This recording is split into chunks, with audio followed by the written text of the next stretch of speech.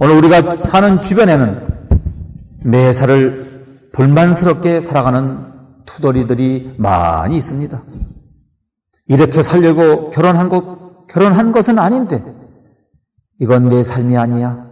이것은 내 스타일이 아니야. 이러면서 극장으로, 백화점으로, 연극 구경으로 여러 곳을 돌아다닙니다. 남들은 모두 밖에서 뭔가를 즐기는 것만 같고 나만이 뒤처져서 살아가는 것만 같습니다. 하지만 주부의 일에 자부심을 갖고 자녀를 양육하며 행복감을 느낄 수 있어야 밖에서도 즐거움을 경험할 수가 있습니다. 어차피 선택한 것이라면 그것을 즐기고 주어진 환경에서 만족감을 찾는 지혜가 필요합니다. 낙천적이고 적극적인 사람은 결코 파랑새가 나타나기만을 기다리지 않습니다. 가까이 있는 비둘기를 파랑새로 볼 수도 있는 것입니다. 산 너머, 언덕 너머, 먼 하늘에 행복이 있다고 사람들은 말하네. 나는 그것을 찾아 남 따라갔다가 눈물만 머금고 돌아왔다네. 산 너머 언덕 너머 더욱 더 멀리 행복은 있다고 사람들은 말하네. 여러분, 행복과 불행은 마음 가운데 함께 살고 있습니다. 행복은 마음의 느낌인 것으로 사실이 아닙니다. 행복은 어떠한 불행 속에서도 숨어 있습니다. 그것은 은행의 예금이나 내가 소유하고 있는 빌딩이나 높은 지위나 부자의 품 안에 있는 것이 아니라 이러한 것이 모두 갖춰져 있다고 해도 불행한 경우는 얼마든지 있는 것입니다. 그 예로 세계를 지배하던 로마의 권력자들을 통해서 우리는 잘 알 수 있습니다. 그들은 최고의 권력을 가지고 있으면서도 불행 속에서 살고 있었다는 것을 그들이 로마 원로원에 보낸 편지에 남긴 글에서 우리는 잘 알 수가 있습니다. 옛 신라의 대중불교의 기초를 닦은 원효대사, 그는 불교를 더 공부하려고 당나라 유학길을 가는 도중에 산속 토굴에서 하룻밤을 지내게 됐습니다. 밤중에 목이 너무 말라 어둠 속에서 물을 찾다가 바가지가 손에 잡혀서 그 속에 든 물을 마시니 감로수처럼 시원하고 맛이 있었습니다. 편안한 마음으로 잠을 푹 자고 다음날 아침 날이 밝은 다음에 옆을 보니 어젯밤 바가지로 생각했던 것은 오래된 해골이었고 그렇게 만나게 마셨던 물은 해골 속에 고여있던 더러운 물이었습니다. 원효는 여기서 깊이 생각을 합니다. 이 더러운 물을 어젯밤에는 그렇게 맛있게 마셨는데 지금은 왜 구역질이 날까? 결국 모든 것이 마음에 달렸다는 것을 깨달았다고 합니다. 나 자신의 마음가짐에 따라 생각은 기쁨의 낙원이 되고 괴로움의 지옥도 되는 것입니다. 내 마음속에 천국이 있고 또한 지옥도 있습니다. 감사한 마음으로 세상을 바라보면 세상의 모든 것이 아름답고 감사합니다. 어리석은 자는 멀리서 행복을 찾지만 현명한 사람은 마음속에서 행복을 키워가며 살아갑니다. 잠언서 17장 22절에 마음의 즐거움은 양양이라도 심령의 근심은 뼈로 마르게 한다 말씀하시고 계십니다. 사람은 모두가 행복을 추구합니다. 행복은 사람이 추구하는 최고의 선이고 목적입니다. 사람들은 행복을 찾기 위해서 물불을 가리지 않습니다. 벨기에 작가 마테르 링크는 파랑새라는 아동곡을 발표한 사람이에요. 형제가 행복을 준다는 파랑새를 찾아 거리를 헤매고 다닙니다. 여러 날을 허기진 채로 전국을 돌아다녔지만 그 어디에도 파랑새는 없었습니다. 이 형제는 지친 모습으로 집으로 돌아옵니다. 집에 와보니 그렇게 찾아 헤매던 파랑새는 집안에 있는 새장 속에 있었습니다. 이 동화는 행복은 멀리 있는 것이 아니라 내 집안에 있다는 이야기입니다. 내 마음속에 있다는 이야기입니다. 바로 내 곁에 있다는 것입니다. 어느 목사님께서 이런 고백을 하시더라고요. 행복이란 외부적인 환경에서 오는 줄로 알았기에 늘 어둡고 추운 자신의 환경을 원망하면서 좀 더 행복한 가정과 어린 시절을 가졌더라면, 좀 더 행복한 학창 시절을 가졌더라 얼마나 좋았을까라는 생각을 하며 늘 자신의 자신은 불행하다 생각하며 살았다고 합니다. 지난 과거를 생각하며 원망을 했습니다. 세월이 지난 동안 소위 말하는 외부 환경이 무척이나 좋아졌습니다. 그러나 생각해 볼 때 환경이 좋아졌다고 해서 전보다 더 행복한가 하면 그렇지도 못하는 사실을 발견하게 되었다고 합니다. 때로는 그 가난하고 춥고 배고프던 그 시절이 아름답고 행복하기까지 했다 생각이 든다고 말했습니다. 이런 모든 과정을 겪고 난 지금에 와서 깨달은 것은 행복이나 불행은 외부 조건이나 환경에서 결정되는 것이 아니라 마음속에서 만들어진다는 사실이라는 것입니다. 올바른 깨달음이라 생각이 듭니다. 행복은 어디에 있을까요? 행복은 불신에 있지 아니합니다. 볼테르는 믿음이 없는 사람으로 잘 알려져 있는 사람입니다. 그러나 그는 다음과 같은 노년의 글을 썼어요. 내가 태어나지 않았으면 좋았을 것이다. 행복은 쾌락에 있지 않다.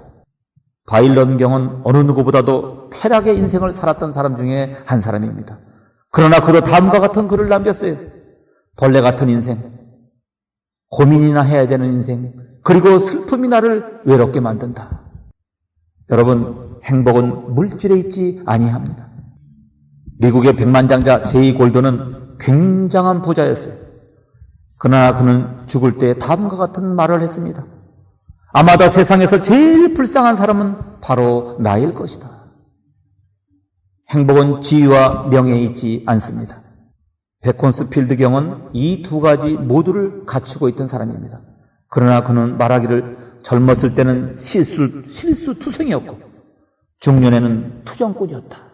이제 늙으니 나에게는 후회뿐이다. 행복은 군사적인 영광에 있지도 않았습니다. 가장 넓은 땅을 정복한 알렉산더 대왕은 싸움에서 승리한 후 그의 막세에서 이렇게 울며 말했어요. 이 땅에는 더 이상 정복할 것이 없구나. 그러면 행복은 어디에서 발견할 수 있을까요? 그 대답은 아주 간단합니다. 그리스도 안에서만이 가능한 것입니다. 시편 33장 12절에 여호와로 나의 하나님을 삼는 나라 곧 하나님의 기업으로 빼신 바 된 백성은 복이 있도다 했습니다. 잠언서 4장 23절에 무릇 지킬 만한 것보다 더욱 내 마음을 지키라. 생명의 근원이 이에서 남이니라. 잠언서 16장 32절에는 노하기를 더디하는 자는 용사보다 낫고 자기의 마음을 다스리는 자는 성을 빼앗는 자보다 나으니라 말씀하셨어요. 에브라함 링컨은 사람은 자기의 마음 먹은 만큼 행복하다 고백했습니다. 행복을 원하십니까? 여러분의 마음속 깊은 곳에 행복의 열쇠가 숨겨져 있습니다. 행복해지려면 먼저 행복의 근원이신 예수 그리스도를 내 마음에 모셔드려야 합니다. 여호와를 경외하는 자에게는 부족함이 없고 또 그를 의지하는 자에게는 축복하실 것이라 약속하고 계십니다. 다음은 내 가족과 이웃을 우리는 사랑해야 합니다. 사랑으로 서로 용서하고 도와주고 베풀 때 우리는 행복을 소유하게 됩니다. 사랑이 없이는 아무도 행복을 누릴 수가 없습니다. 이 두 가지의 행복의 전제 조건이 없을 때 이 세상 어느 곳에도 참된 행복을 찾을 수가 없습니다. 행복은 우리가 어디서 어떻게 할 때 얻을 수 있을까요? 첫째로 우리는 하나님을 경외할 때 행복을 얻을 수가 있습니다. 미국의 록펠러라는 대재벌이 있지 않습니까?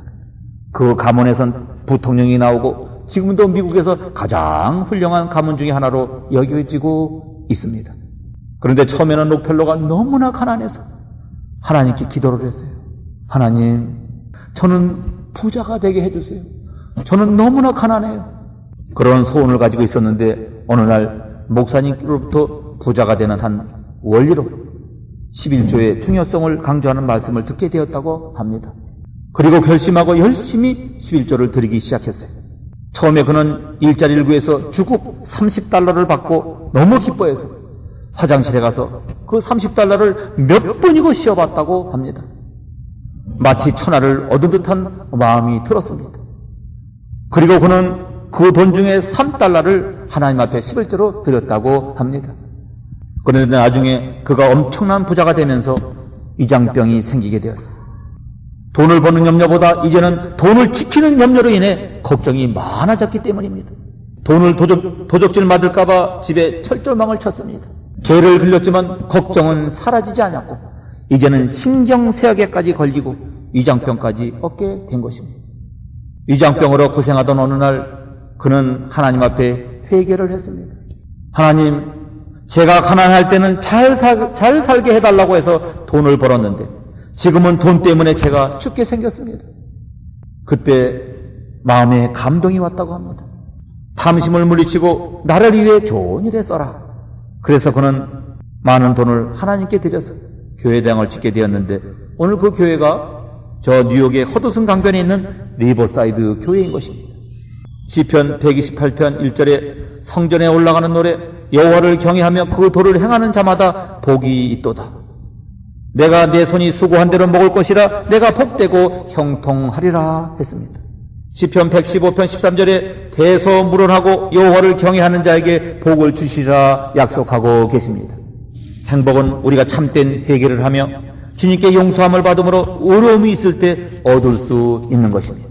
인류의 조상 아담과 하와는 하나님께서 주신 더할 나위 없는 아름다운 환경 가운데 행복을 누렸을 것입니다. 그런데 어느 날 사단이 그들을 유혹하여 그들은 하나님을 반역하는 죄를 범하게 되었어요. 그러자 향유할 수 없는 행복을 누리던 바로 그곳에서 그들은 벌거벗은 수치 때문에 몸부림을 치고 하나님께서 지은 죄로 인해 불안과 공포와 절망 가운데 처하게 됐던 것입니다. 이를 통해 우리는 행복이란 결코 좋은 환경으로 말미암은 것이 아님을 알 수가 있습니다. 참된 행복이란 의를 통해서만이 얻을 수 있는 것입니다. 그런데 이제 아담과 하와의 후손인 이 땅의 모든 사람들 가운데 의로운 사람은 하나도 없으며 스스로 의를 얻을 수도 있는 사람도 없는 것입니다. 하나님께서는 이러한 인간을 위해서 의롭게 되는 길을 예비하셨습니다. 그 길은 십자가에서 우리를 위하여 피 흘려 돌아가신 예수님을 믿을 때 얻어지는 것입니다. 그러므로 누구든지 예수를 믿으면 의롭다함을 얻게 되며 이러한 의로움이 있을 때 모든 사람은 죄로 인한 수치와 불안, 공포에서 해방되어서 행복의 샘을 얻게 되는 것입니다. 시편 51편 4절에 내가 주께만 범죄하여 주의 목전에 악을 행하였사오니 주께서 말씀하실 때 의로우시도다 하고 판단하실 때 순전하시다 하리이다. 시편 51편 7절에 우슬초로 나를 정결케 하소서 내가 정하리이다. 나를 씻기소서 내가 눈보다 희리이다. 그런가 하면 잠언서 28장 13절에는 자기의 죄를 숨기는 자는 형통치 못하나 죄를 자복하고 버리는 자는 불쌍히 여김을 받으리라 말씀하고 계십니다. 행복은 마음의 평강을 얻게 합니다. 부귀영화로운 세상을 호령한 명예와 권세를 가졌다 해도 마음속에 평강이 없으면 행복한 사람이라 할 수가 없습니다. 진정한 마음의 평안은 하나님과 화목될 때 얻을 수 있는 것입니다. 예수님의 십자가에 달리셔서 하나님 앞에 우리를 위한 화목제물이 되었습니다. 이제 우리는 하나님 앞에 기쁨으로 나와 평화를 누릴 수 있게 된 것입니다. 또한 예수님의 보혈을 의지할 때 우리는 죄에 대한 참소하던 우리의 양심과도 화목하게 되는 것입니다. 이러한 기쁨으로 우리는 이웃과 허물과 죄도 용서할 수 있게 되어 화목하게 되는 것입니다.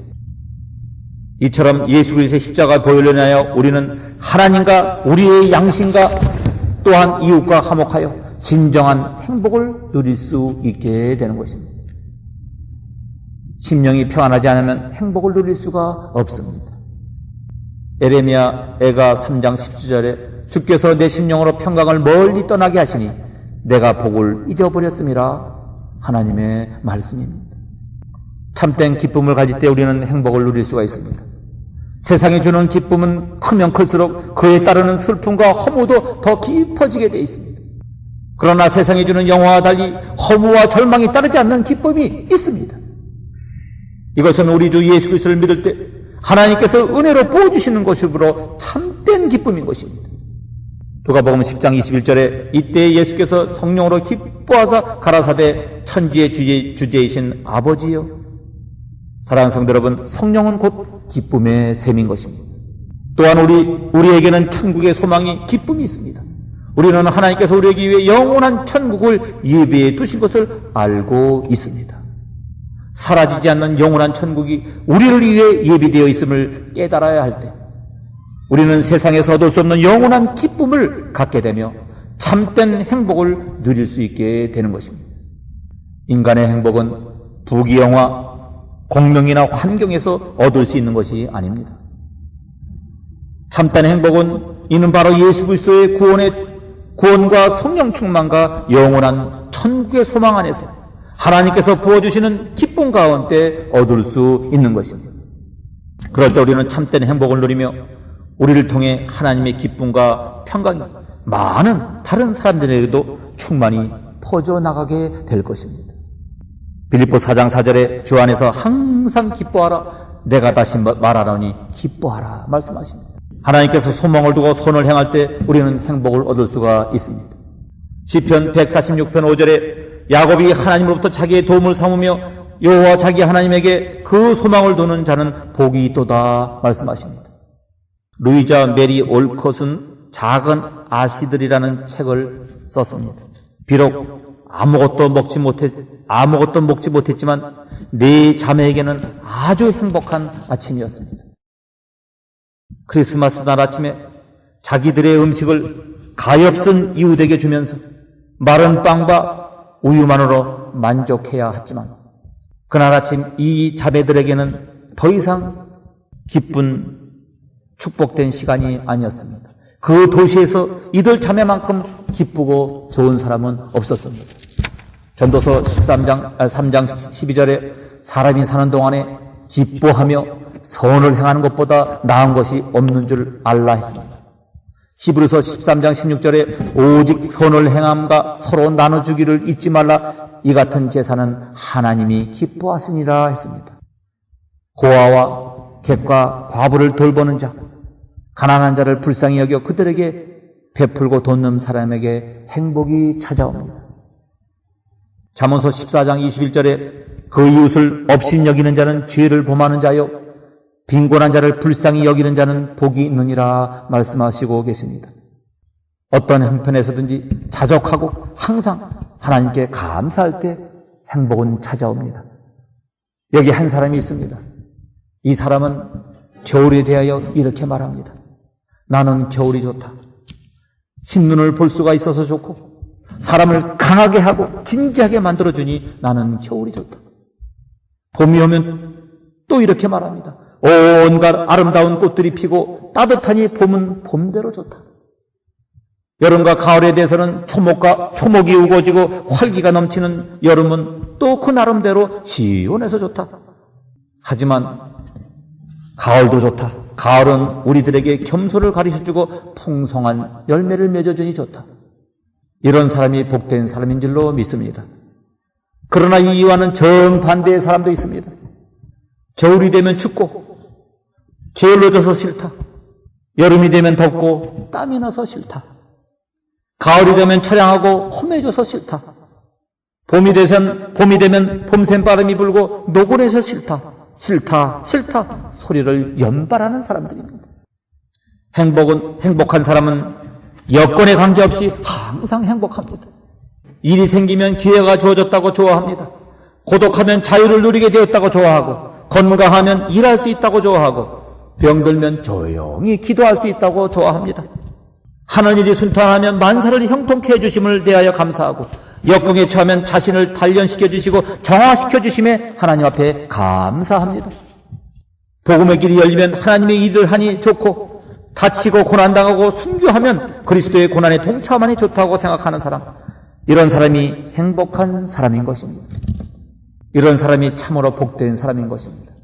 빌립보 4장 11절에 내가 공핍함으로 말하는 것이 아니라 어떠한 형편이든지 내가 자족하기를 배웠노니 내가 비천에 처할 줄도 알고 풍부에 처할 줄도 알아 모든 일에 배부르며 배고픔과 풍부와 궁핍에도 일체의 비결을 배웠노라. 하나님의 말씀을 즐거워하고 하나님의 말씀을 지켜 행할 때 행복을 얻을 수가 있습니다. 스위스의 법률가인 철학자 힐트는 생명이 없는 사상을 지적하고 그 생명은 예수 그리스도의 복음과 그 복음을 실천하는 데서 온다고 강조하고 있습니다. 그리고 이렇게 사는 삶은 참으로 행복하다고 증거했습니다. 특히 그의 대표작 잠 못 이루는 밤을 이화해서 그는 잠 못 이루는 밤은 인생과 인생을 방향을 성찰해주는 귀중한 시간이라고 말하면서 그 시간에 성경을 보며 변화를 받을 것을 권면하고 있습니다. 시편 1장 1절에 우리가 너무나 잘 아는 말씀 있지 않습니까? 복 있는 사람은 악인의 길을 쫓지 아니하며 죄인의 길에 서지도 아니하며 오만한 자리에 자리도 앉지 아니하고 오직 여호와의 율법을 즐거워하여 그 율법을 주하러 묵상하는 자로다. 저는 시냇가에 심은 나무가 지저를 쫓아 가시를 맺으며 그 잎사귀가 마르지 않음 같으니 그 행사가 다 형통하리로다. 아멘. 신명기 29장 2절에 29장 9절에 그런즉 너희는 이 언약의 말씀을 지켜 행하라. 그리하면 너희의 하는 모든 일이 형통하리라. 아멘. 인간은 배우는 동물입니다. 요람에서 무덤까지 갈 때 인간은 배워야 합니다. 특별히 인간은 감사의 철학을 배워야 합니다. 행복은 감사 속에 있고 감사는 만족 속에 있으며 만족의 나무에 감사의 꽃이 피고 감사의 꽃에 행복의 열매가 열린다는 말입니다. 행복이란 무엇입니까? 흐뭇한 정신적인 만족감입니다. 그래서 인간이 행복하기를 원하시는 주님께서도 사도 바울을 통하여 항상 기뻐하고 범사에 감사하라고 가르치고 있습니다. 우리는 유대인의 다음 명언을 마음에 새길 필요가 있습니다. 첫째로, 이 세상에서 가장 현명한 사람은 누구인가? 모든 사람에게 항상 배우는 사람이다. 둘째로, 이 세상에서 가장 강한 사람은 과연 누구인가? 자기 자신을 이기는 사람이다. 셋째로, 이 세상에서 가장 부유한 사람은 과연 누구인가? 자기가 가진 것으로 만족한 사람이다. 우리는 자기의 가진 것에 대하여 감사할 줄을 알아야 합니다. 그리고 감사하는 것을 배워야 합니다. 이것이 행복의 열쇠이기 때문인 것입니다. 결론적으로 행복은 어디에 있습니까? 행복은 생사화복을 주관하시는 하나님께 있고 행복은 우리의 마음에 있다는 것입니다. 그리고 행복은 하나님과 이웃을 사랑할 때 찾아오는 것입니다. 아무쪼록 성도 여러분 모두가 오늘 주신 말씀을 통해서 이 가정의 달 오래 행복을 찾아서 마르지 않는 행복의 샘을 유지하시며 살아가시기를 주님의 이름으로 축원드립니다.